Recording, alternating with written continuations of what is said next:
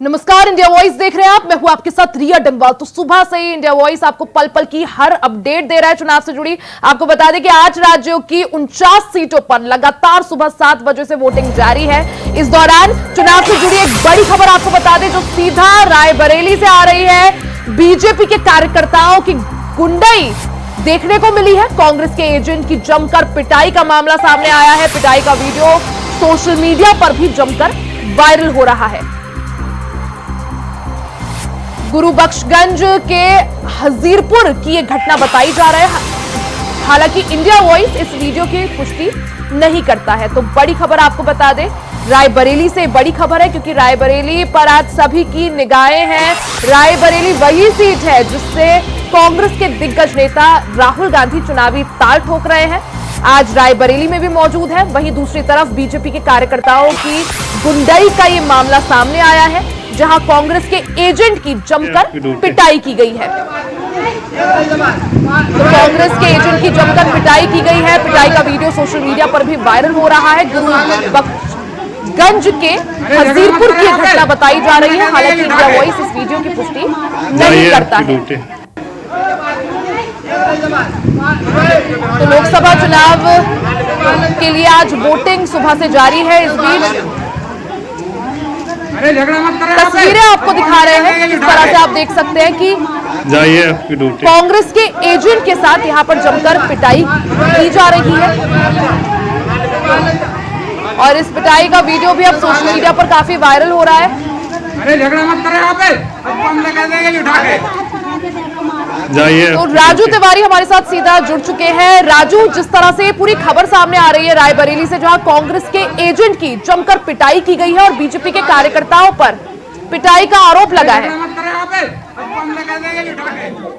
जी देखिए, बता दूं कि जिस तरह से पूरा वीडियो सोशल मीडिया पर वायरल हुआ है और इसके बाद पूरे मामले को लेकर रायबरेली की राजनीति में फिर से एक बार उछाला है। क्योंकि जो भारतीय जनता पार्टी के कार्यकर्ता है, बताया जा रहा है कि जो कांग्रेस का एजेंट था उसको दौड़ा दौड़ा कर मारा है। पूरा मामला हरचंदपुर विधानसभा के गुरुबख्शगंज थाना क्षेत्र का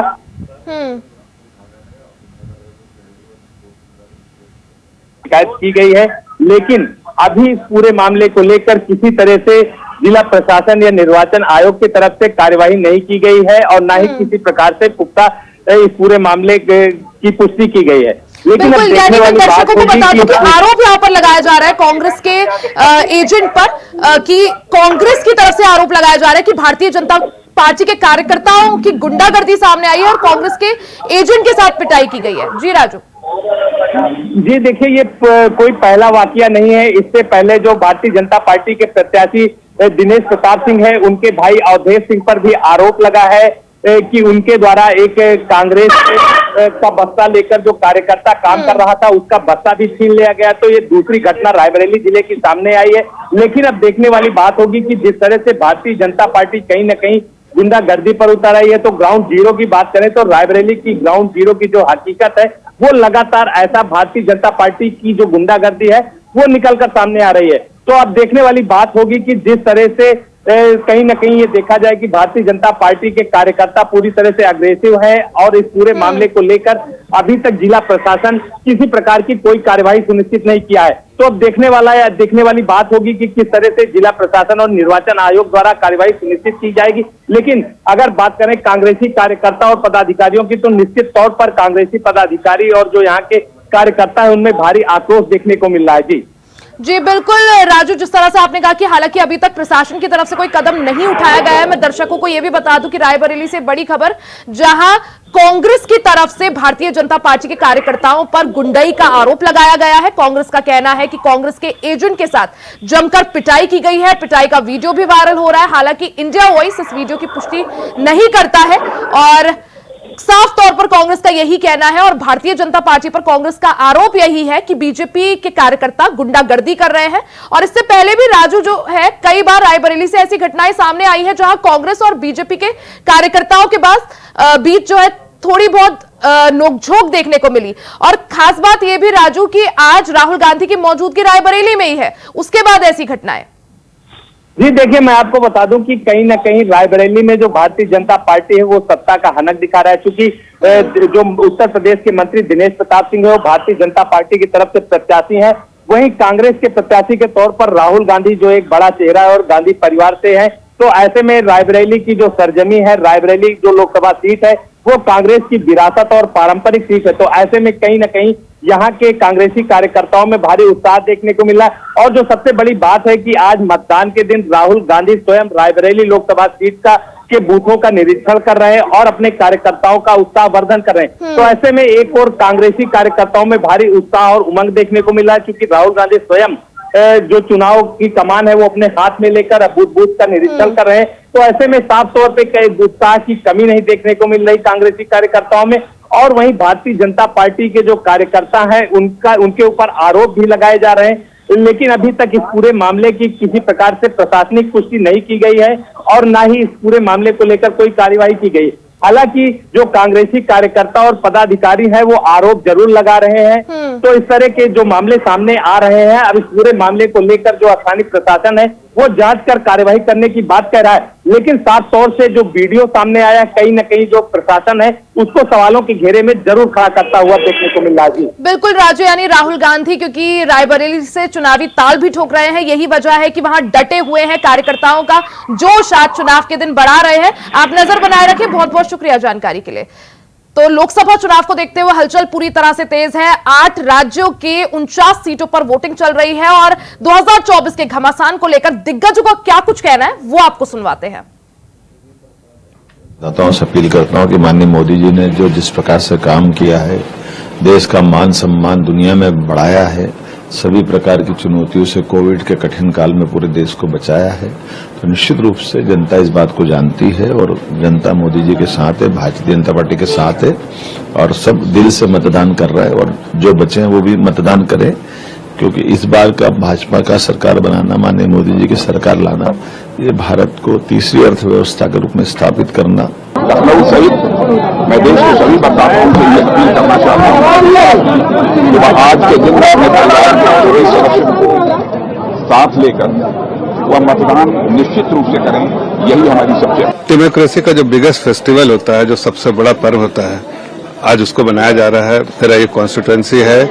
आज भारतीय जनता पार्टी के लिए जो प्रत्याशी है उज्जवल निकम जी, उनको वोट दिया और मुझे लगता है जनता भी उनको वोट दे रही है। बहुत प्रचंड बहुमत से जीतेंगे और सबको मैं रिक्वेस्ट करूंगा जो भी लोग आज यहाँ पर वोट दे सकते हैं उन घरों से निकलें और अपना एक प्रत्याशी, जो भी उनका प्रत्याशी हो, उसको जरूर इस मत दे, ताकि जो ये पर्व है वो अधूरा ना रहे और इसमें आपका पार्टिसिपेशन जरूर हो।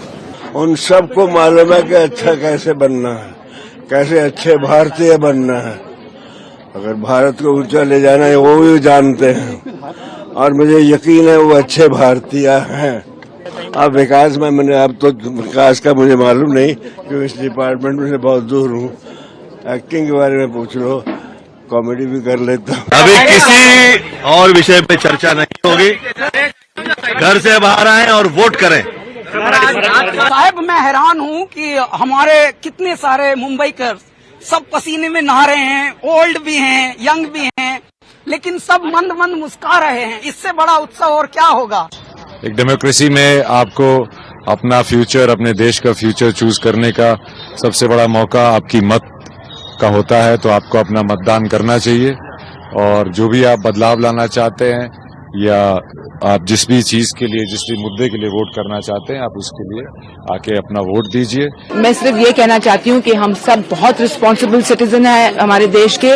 प्लीज आए और वोट करें। अभी पता चला कि बहुत कम संख्या में वोट हो रही है, लेकिन ऐसा मत कीजिए, लेजी मत होइए, आलसी मत होइए। आइए वोट कीजिए, बिकॉज ये बहुत बहुत इम्पोर्टेंट है। आपके जहन में कौन सा मुद्दा था? आप भी यहाँ हम आए, बस वोट किया। यही मुद्दा कोई नहीं था, बस हम आए, वोट किया क्योंकि हमें करना था।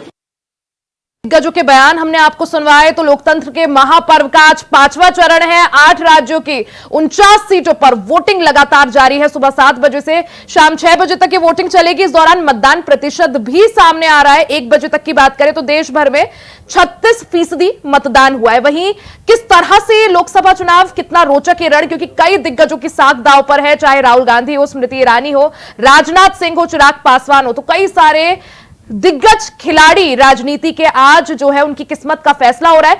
चर्चा के लिए हमारे साथ खास मेहमान जुड़ चुके हैं, परिचय आपका करवा देती हूं। केसी जैन जी, नेता भारतीय जनता पार्टी से, और डॉक्टर HN उपाध्याय जी, प्रवक्ता कांग्रेस से। आप दोनों का ही बहुत बहुत स्वागत है, आप कार्यक्रम का हिस्सा बन रहे हैं। सबसे पहले HN उपाध्याय जी आपके पास आऊंगी। जिस तरह से मतदान प्रतिशत की बात करें, देश भर में अभी 1 बजे तक का जो मतदान प्रतिशत है वो 36.7% है, जिसमें लद्दाख का सबसे ज्यादा 52% और सबसे कम बिहार का है 34% और महाराष्ट्र का उससे भी कम 27%। क्या बता रहे हैं ये आंकड़े आपको? नमस्कार रिया जी, मैं आपके चैनल के माध्यम से इस लोकतंत्र के महापर्व में सभी मतदाताओं से अनुरोध करता हूं कि वो जो भी समय बचा हुआ है अपना समय निकालकर जरूर से जरूर मतदान बूथ तक जाएं और इस लोकतंत्र महापर्व में भाग लेकर इस लोकतंत्र को सफल बनावें। जहां तक मतदान प्रतिशत की बात है रिया जी, जैसे पहले ट्रेंड जो चल रहा था वही ट्रेंड चल रहा है। थोड़ा बहुत लग रहा है 5वें तुमने बढ़ना चाहिए, क्योंकि अभी तक 1 बज रहा है, 36% है। 3 बजे 4 बजे के बाद और लोग ज्यादा निकलते हैं घर से, थोड़ा गर्मी का समय चल रहा है। 60% का आंकड़ा पार करेगा नहीं करेगा? जी 60 तो लग रहा है, 60% तो होगा ही। उपाध्याय जी, जिस तरह से जो मतदान प्रतिशत आ रहा है, कांग्रेस अब की बार कह रही है कि परिवर्तन की लहर है, जनता परिवर्तन चाहती है। प्रधानमंत्री नरेंद्र मोदी से, भारतीय जनता पार्टी से थक चुकी है जनता। लेकिन मतदान प्रतिशत जब हम देखें, पहले चरण का जो वोटिंग हुई उसमें 67%, दूसरे चरण में 66, तीसरे चरण में 65 और चौथे चरण में 69। तो जिस तरह से कांग्रेस दावा कर रही है कि परिवर्तन की लहर है, मतदान प्रतिशत में क्यों नहीं नजर आ रहा? रिया जी देखिए, वोट प्रतिशत का तो हमने कई बार आपके चैनल पर उल्लेख किया कि खास तौर से हमारा जो युवा वर्ग है, जो पिछले चुनाव में बहुत बढ़ चढ़कर भाग लेता था, उसकी आकांक्षाओं को धक्का लगा है। रोजगार को लेकर, जो है शिक्षा को लेकर, महंगाई, भ्रष्टाचार, ये सब जो तमाम मुद्दे हैं जो प्रधानमंत्री मोदी जी ने वादा किया था, कोई वादा पूरा नहीं किया, एक तो वो कारण है। और दूसरी बात, ये बात जी, अगर प्रतिशत कम हो चाहे ज्यादा हो, परिवर्तन की लहर है। आप देखिए, परिवर्तन की लहर नहीं है तो जिस तरह से बूथों पर ये भारतीय जनता पार्टी के कार्यकर्ता गुंडई कर रहे हैं, हमारे बड़े नेताओं इंडिया गठबंधन के, चाहे तन्ना हो, जो चाहे मैनपुरी हो, चाहे रायबरेली हो, चाहे अमेठी हो, हर जगह जो बड़े नेता है उनके जो है लोकसभा क्षेत्र में हमेशा मारपीट और गुंडई पर उतारू है और मतदान को प्रभावित करने का प्रयास कर रहे हैं। हरचंदपुर जो है दिनेश प्रताप सिंह जी का क्षेत्र है, देखिए वहां गुंडई हो रही है, आप खुद देख लीजिए। तो ये परिवर्तन है, इनके हताशा है, इनके कार्यकर्ताओं के व्यवहार से लग रहा है कि वो घबरा चुके हैं और ये सरकार जाने वाली है 4 जून को। गरीबों की सरकार, रोजगार। कोई नहीं, जवाब ले लेते। केसी जैन जी हमारे साथ जुड़े हुए हैं। जैन जी, क्या भारतीय जनता पार्टी डर चुकी है, बौखला चुकी है और इसलिए गुंडई?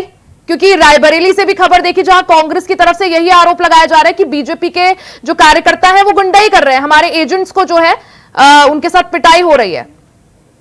देखिए, पहली बात तो ये इस तरीके के आरोप गलत है, निराधार है। अभी ना तो इसकी कोई पुष्टि हुई है, और दूसरी बात ये है कि रिया जी कि हमने भी कई जगह पे देखा है, हम लोग भी पोलिंग एजेंट के रूप में जिस प्रकार से शुरुआत में काम किए हैं, तो होता क्या है, कई बार देखा गया जाति दुश्मनी होती है और मोहल्ले की दुश्मनी होती है, वहाँ पे कहा सुनी होती है। और होता क्या है कि जब इस तरीके से जो पोलिंग एजेंट होते हैं तो वो उसी गांव के होते हैं, उसी गांव के, उसी क्षेत्र के, उसी मोहल्ले के लोग होते हैं, एक एक बूथ पे। कोई बहुत बड़ा क्षेत्र नहीं होता है कि ये पूरी की पूरी विधानसभा का एक ही क्षेत्र है, तो तमाम सारे पोलिंग बूथ होते हैं। और पोलिंग बूथ पे देखा गया है कि जो रंजिश होती है वो किसी भी पार्टी के व्यक्ति हो, लेकिन होता क्या है कि वहाँ तो अपनी रंजिश निकालने का प्रयास करते हैं, छीटाकसी करते हैं, टिप्पणी करते हैं दूसरे पर। वो किस पार्टी से इससे मतलब उनका नहीं हो, मतलब ये होता है कि उनकी अपनी रंजिश है, उसको कहीं ना कहीं भड़ास देने का प्रयास करते हैं। दूसरी बात यह कि यहाँ तो कोई पुष्टि भी नहीं है, और फिर ये तो चुनाव आयोग की जिम्मेदारी है शांति व्यवस्था बनाए रखना, शांतिपूर्ण तरीके से चुनाव कराना। और वो किसी भी पार्टी का हो, कोई भी व्यक्ति हो, अगर कहीं पे भी इस तरह कोई गुंडागर्दी हो तो तत्काल पुलिस प्रशासन उस पर कार्रवाई करता है। अच्छा जयंत जी, मतदान प्रतिशत ज्यादा नहीं है, 60 को भी पार अभी तक नहीं कर पाया है जो भी इससे पहले चरण हुए, किस तरह से देखते हैं इसे? अगर परिवर्तन की लहर नहीं है तो कम से कम मोदी लहर भी दिखाई नहीं दे रही है जो 2014 और 19 में दिखी। नहीं देखिए रिया जी, इसको इस तरीके से बिल्कुल नहीं कह सकते हैं। परसेंटेज के हिसाब से जो वोट पड़ रहा है उसमें किसको कितना वोट मिल रहा है, वोट के प्रति लोगों का ना निकलना, उसके तमाम सारे कारण हो सकते हैं, अपने अपने निजी कारण भी हो सकते हैं। ये जो टेम्परेचर है जी बिल्कुल, कई सारे क्षेत्रों में तो चुनाव बहिष्कार भी हुआ है, जनता खुश नहीं है, जनता नाराज है, विकास नहीं हुआ, जनता का कहना है। रिया जी देखिए, इस तरीके की चीजें हर एक चुनाव में होती हैं। वो एक दो बूथों पे इस चीजें दिखाई देती हैं, वो बहुत ज्यादा चीज वो महत्वपूर्ण नहीं है। महत्वपूर्ण ये है कि जो वोट परसेंटेज है, पहली बात तो ये है कि पिछली बार से वोट परसेंटेज का बहुत ज्यादा डिफरेंस नहीं है, 1-2% का डिफरेंस दिखाई दे रहा है। लेकिन आप देखिए कि 65% से ऊपर का मतदान हुआ जैसे पिछली बार के चरण में, और इस बार भी 60% से ऊपर की पूरी उम्मीद है। तो लगभग बिल्कुल चौथे चरण में 2019 के कंपैरिजन में 1% ज्यादा था मतदान। आऊंगी आपके पास। उपाध्याय जी सुनिए मेरी बात सुन लीजिए। देखिए रिया जी, दूसरी बात ये कि देखिए, ये कह देना कि मोदी जी की लहर नहीं है और या फिर चुनाव का बहुत ज्यादा परिवर्तन दिखाई दे रहा है। देखिए, अगर इस तरीके की चीजें होती तो राहुल गांधी जी रायबरेली सीट को न चुन करके अमेठी सीट को चुनते। एकमात्र सीट 2019 के इलेक्शन में अमेठी छोड़कर रायबरेली जो गए हैं, आप कहना चाह रहे हैं कि मोदी जी के डर से? नहीं बिल्कुल, देखिए वो पिछली बार भी सब लोग एक थे और इस बार तो जो कई सारी पार्टियां आज हमारे साथ है, राष्ट्रीय लोकदल आज हमारे साथ है। पिछली बार के चुनाव में राष्ट्रीय लोकदल इनके साथ में था एक तरीके से, और न तो वहाँ बीएसपी ने कैंडिडेट उतारा, न सपा ने उतारा, न आरएलडी ने उतारा। एक तरीके से गठबंधन के पूर्ण रूप से ये जो है कैंडिडेट थे राहुल गांधी। ठीक है। उसके बाद अमेठी हार गए थे। फिर अगर इस बार डर नहीं है तो अमेठी सीट इस बार क्यों नहीं चुनी? वो दो जवाब दीजिए। वायनाड की लड़ रहे, यहाँ से लड़ रहे, और रायबरेली में कैसे देख रहे हैं फाइट आप? वो सीट छोड़ करके रायबरेली आ गए, रायबरेली इसीलिए आ गए क्योंकि पिछली बार ये सीट सोनिया गांधी जी एकमात्र सीट जीते थे, तो सोचते थे इस बार सीट वो जीत जाएंगे हम, इसलिए वो रायबरेली आ गए। तो कहाँ जीत रहे हैं? कहीं पे कोई खाता नहीं खुल रहा इस बार तो कांग्रेस जी। उपाध्याय हेलो जी जी ऐसा है कि ये लोग एक ही बात रखते हैं, चले गए अमेठी में जिस तरह से रायबरेली में गुंडई कर रहे हैं, यही गुंडई करके पिछली बार चुनाव जीते थे। नहीं अच्छा, आप एक चीज बताइए उपाध्याय जी, सच है ना अमेठी छोड़ी उन्होंने? वजह तो कुछ ऐसे बताई नहीं, अमेठी छोड़ी ना उन्होंने। तो रायबरेली में तो लड़ रहे हैं मैडम। नहीं, अमेठी तो छोड़ दी ना। देखिए, राहुल जी संस्कारी परिवार के हैं, उनकी माँ की जो सीट थी, माँ के आदेश का पालन किया, उनको एक सीट से लड़ना था। मतलब राहुल जी ने अमेठी में भी चुनाव, अमेठी में भी अगर सब कुछ सही रहा। दूसरी बात रिया जी, थोड़ा सा चुनाव आयोग की पारदर्शिता पर भी ध्यान देने की जरूरत है। जितने यूट्यूब आदि चैनल पे दिखाई दे रहे हैं, कोर्ट में आया मामला है, 1 करोड़ लगभग 1,60,00,000 वोट बढ़ा हुआ दिखाई जा रहा है, और वोट की गणना संख्या में न देकर प्रतिशत में दिखाई दे रही है। तो हमारा ये कहना है आपके चैनल के माध्यम से, हर पार्टियों के जितने भी एजेंट हैं, जो फॉर्म 17C होता है उसको वो पीठासीन अधिकारी से जरूर ले और उसको इकट्ठा करके अपने अपने पार्टी के संगठन को दे, जिससे जरूरत पड़ने पर उसका जो उपयोग किया जा सके, अगर कहीं धांधली आदि का जो है संभावना बनती है तो वो बहुत जरूरी है। एजेंटों से मेरा यही निवेदन है कि बिल्कुल एटा से ऐसी तस्वीरें भी सामने आई थी जिसमें फर्जी वोटिंग का मामला सामने आया था, बीजेपी को 8 बार वोट किया गया है। 17C यही काम देगा बाद में चुनाव, अपना कंप्लेन अगर कहीं से आता है तो इसका एजेंट लोग जरूर ध्यान दें, चाहे किसी पार्टी के एजेंट हो। अच्छा ठीक है जैन जी, अगर रायबरेली में जीत को लेकर बीजेपी इतनी कॉन्फिडेंट है तो आखिर क्या जरूरत आन पड़ी कि गृह मंत्री अमित शाह ने 2-2 रैलियां वहां करी? क्या जरूरत आन पड़ी कि इधर उधर से आपने समाजवादी पार्टी के नेता को अपने साथ जोड़ा, विधायक को अपने साथ जोड़ा, अदिति सिंह रूठी हुई थी उनको मनाया? अगर इतने कॉन्फिडेंट हैं आप लोग अपनी जीत को लेकर तो आखिर गृह मंत्री अमित शाह इतना डटे हुए क्यों थे रायबरेली में? कुछ तो कॉम्पिटिशन होगा ना राहुल गांधी से। रिया जी देखिए, पहली बात तो यह है कि भारतीय जनता पार्टी किसी भी चुनाव को हल्के में नहीं लें और कितनी भी जीत को लेकर के हम अस्वस्थ हों, लेकिन फिर भी हम अपनी मेहनत से कोई कमी नहीं करते। और आपके इस चैनल के माध्यम से आपके करोड़ों को दर्शकों को एक निवेदन है उनसे कि जो आपने वोट परसेंटेज पे चर्चा की, तो वो वोट डालने के लिए निकले। अभी पूरा समय है आपके पास में, क्योंकि अभी लगभग 3 बज रहा है, अभी आपके पास 3 घंटे का समय है। तो आपके माध्यम से आपके करोड़ों को जो दर्शक हैं, जो चैनल को देख रहे हैं और दिन भर इस पे मंथन भी कर रहे हैं कि पूरी रिपोर्ट आप दिखा रहे हैं कहाँ पे क्या स्थिति है, किस तरीके से वोटिंग हो रही है, तो आपके माध्यम से हमारा निवेदन है कि आप किसी को भी वोट दें, लेकिन वोट डालने जरूर निकले। बिल्कुल, हम भी दर्शकों से यही अपील करते हैं इंडिया वॉइस के माध्यम से कि अगर आज आपके क्षेत्र में वोटिंग है तो जरूर घर से बाहर निकले। 5 साल में एक बार ये मौका मिलता है जिसमें जनता अपनी सरकार चुने, तो बिल्कुल भरपूर उस मौके का फायदा उठाएं, घर से बाहर निकले, अपने मत अधिकार का प्रयोग करें और लोकतंत्र के इस महापर्व का हिस्सा जरूर बने। उपाध्याय जी, रिया जी आप पूरी कर लीजिए। सवाल किया, देखिए बात यह है कि हम किसी भी चुनाव को हल्के में नहीं लेते। आप देखिए कि जब उपचुनाव था, उपचुनाव में अखिलेश यादव जी प्रचार में नहीं निकले और अपने परिवार के सदस्य को आजमगढ़ के लिए चुनाव में भेजा और उनको हार का सामना करना पड़ा। और उनकी पार्टी में वो चाहे शिवपाल जी रहे हो उस समय पर, चाहे राजभर जी रहे हो, जब इन्होंने सवाल खड़ा किया तो इनको बाहर का रास्ता दिखा दिया, कहा भाई नहीं गए प्रचार में, हमारी इच्छा हमारी मर्जी।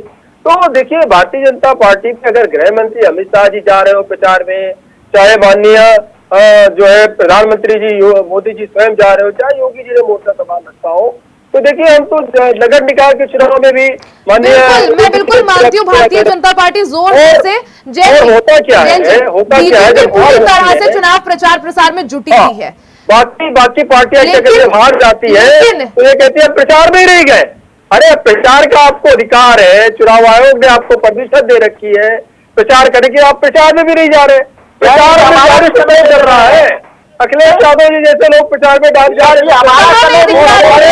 अगर हमारे अमित शाह जी प्रचार में जाते तो उसका सवाल होता है। आपको कहाँ प्रचार नहीं दिख रहा है इंडिया गठबंधन की तरफ से? जो इतनी सारी रैलियां की राहुल गांधी और अखिलेश यादव ने साथ में, कन्नौज, कानपुर, अमेठी, रायबरेली, झांसी, प्रचार नहीं कर रहे वो लोग?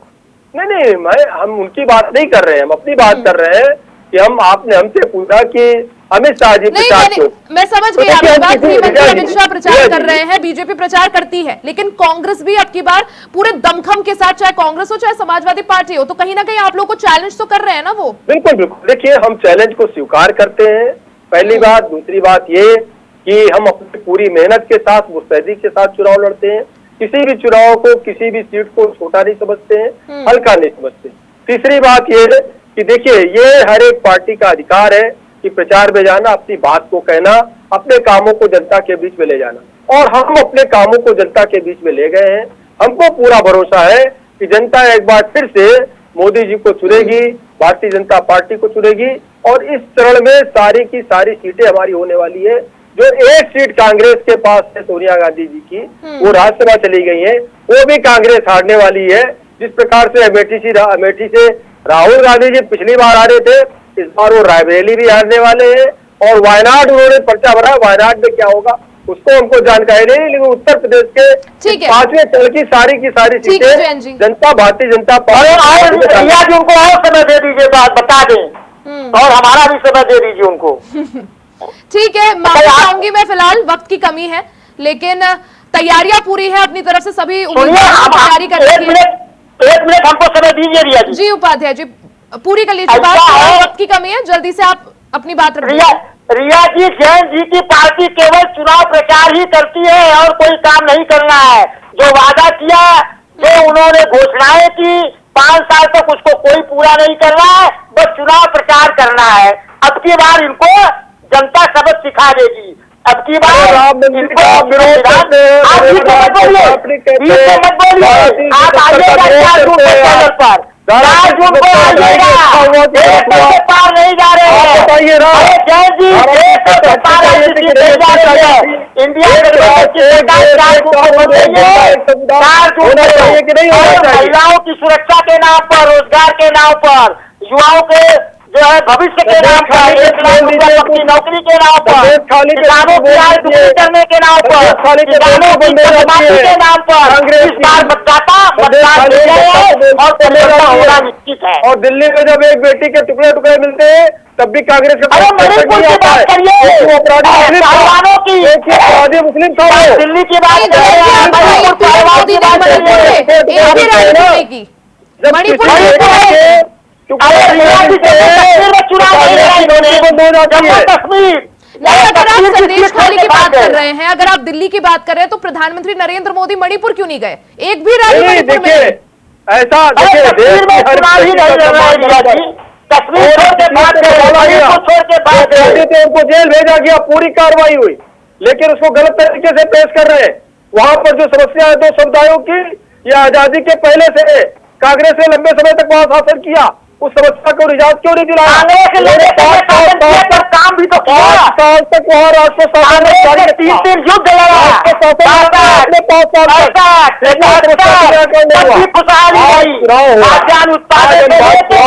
आर्थिक विकास, रोजगार के अवसर और सरकारी कर्मचारियों को मिलता रहा, महंगाई भत्ता भी मिलता रहा, बंदों का विकास भी होता रहा, 3 युद्ध लड़े, पाकिस्तान के टुकड़े भी किए, परमाणु परीक्षण भी किया।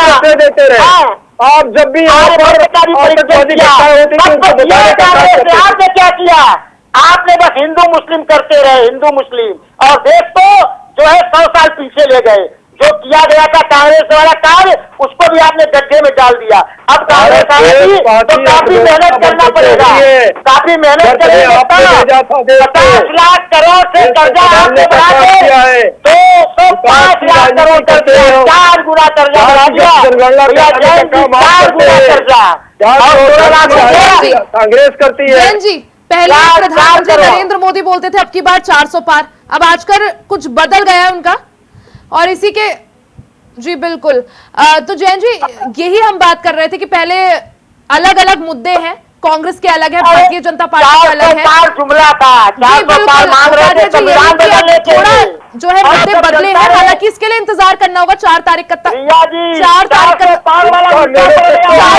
इंतजार करना होगा कि जनता समर्थन। जैन जी और उपाध्यक्ष, आप दोनों का बहुत बहुत शुक्रिया समय देने के लिए, कार्यक्रम का हिस्सा बनने के लिए।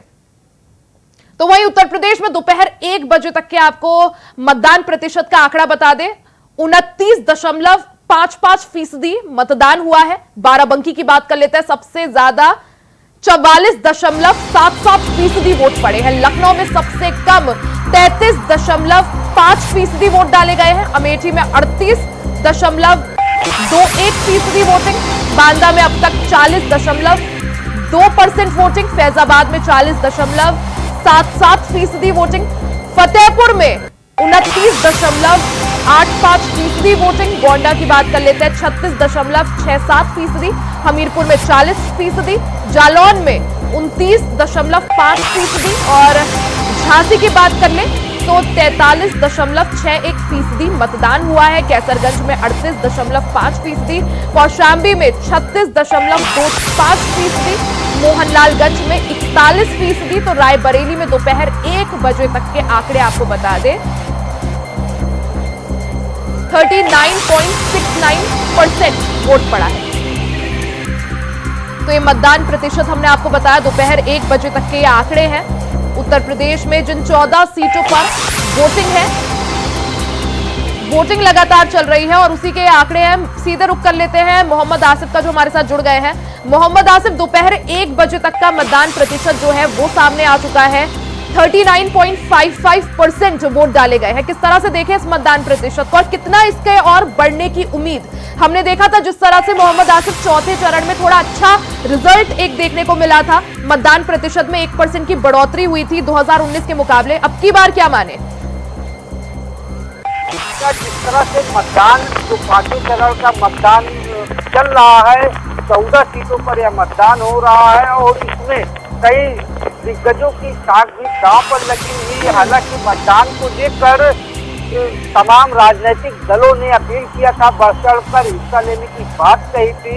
यहाँ तक कि आज सुबह ही यूपी से पूर्व मुख्यमंत्री अखिलेश यादव सीएम योगी आदित्यनाथ, बसपा प्रमुख मायावती, तमाम दिग्गजों ने लोगों से अपील की थी कि ज्यादा से ज्यादा मतदान का हिस्सा बने, लेकिन भीषण गर्मी को देखते हुए जिस तरह से जो चुनाव चल रहा है उस पर कहीं न कहीं अब लोगों जो मतदाताओं के बिल्कुल मोहम्मद आसिफ, कई सारी ऐसी सीट है उत्तर प्रदेश में जिन्हें हॉट सीट बोल सकते हैं। कई दिग्गजों की साख दांव पर है, चाहे वो अमेठी से स्मृति ईरानी हो या रायबरेली से राहुल गांधी या कैसरगंज से ब्रिजभूषण शरण सिंह के बेटे करण भूषण शरण सिंह। लेकिन अगर ये मतदान प्रतिशत पर एक बार गौर करें मोहम्मद आसिफ, सबसे कम मतदान प्रतिशत अभी 1 बजे तक लखनऊ का रहा है और लखनऊ से रक्षा मंत्री राजनाथ सिंह चुनावी ताल ठोक रहे हैं। किस तरह से देखें इस मतदान प्रतिशत को? लखनऊ में 33.5% मतदान।